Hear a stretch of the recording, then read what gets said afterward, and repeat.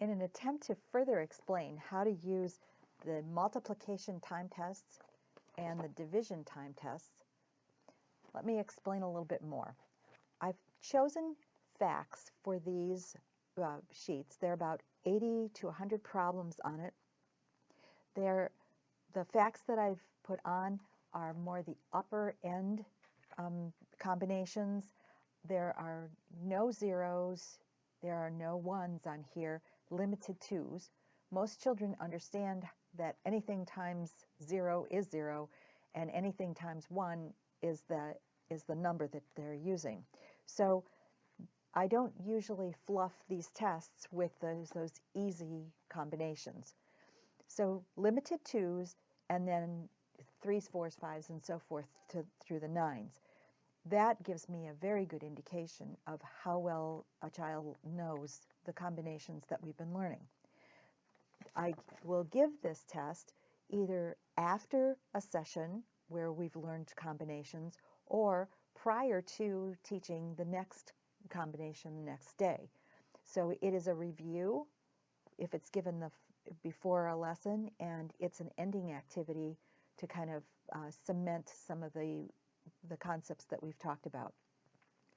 For clarity and ease of watching me do the actual calculation, I've put some of the combinations on the board. I'd like you to focus right now on just the multiplication. I'll get to that a little bit later. This is the speed that you should be looking for when your child takes this test.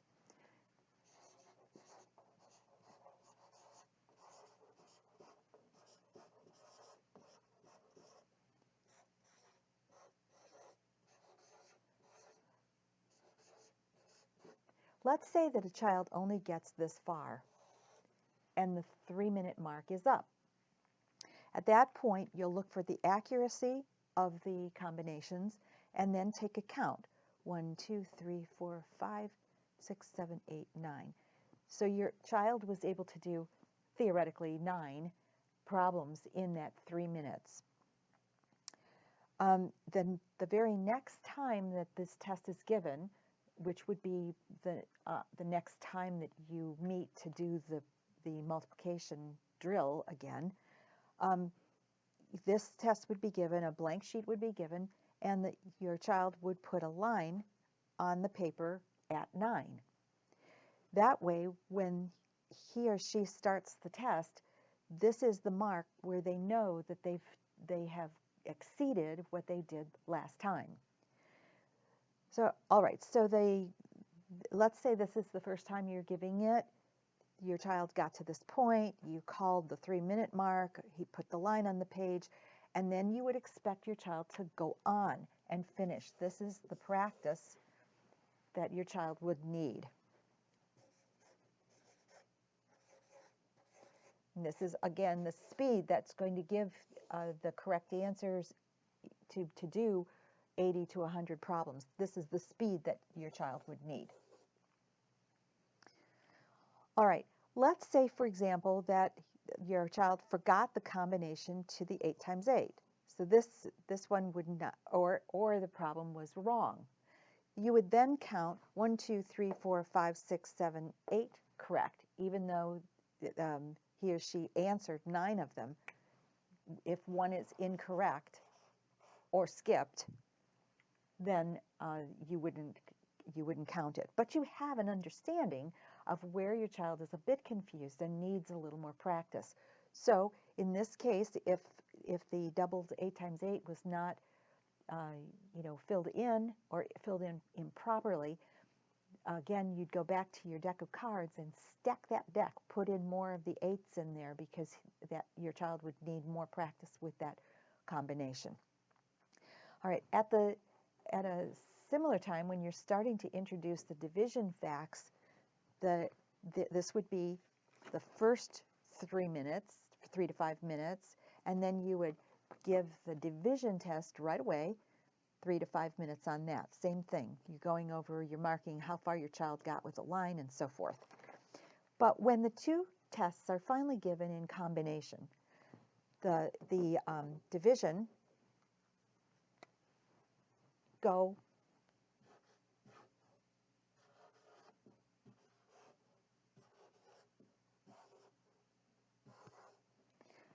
what happens is the division complements the multiplication. As you can see, here's the answer. The reverse of the 5 times 4 is 20. Over here, your child had to respond with 20. Now your child sees the 20 in combination with the 5, and the fact family 4 should help your child understand that that would be the correct answer for the division, even though you haven't formally taught the division facts. Here again, we have 9 times 5. Your child wrote on the paper before 45, and now your child sees the 45 connected with the 9. The fact family of 5 would be helpful. And on the sheet, we've got the 21 combination is here. The 35 combination is here. This is random. The 18, I think I had an 18 on here, right here. Okay, so there's the complementary one as that. And here, if your child did not get the right answer on this 64 or skipped it, there's reinforcement where the division prompts the 64 coupled with the 8. So this actually helps your child understand and remember the multiplication tables as it applies to division. As I've said before, I don't usually spend a lot of time with the division facts. I overteach the multiplication, and the division gets learned as well.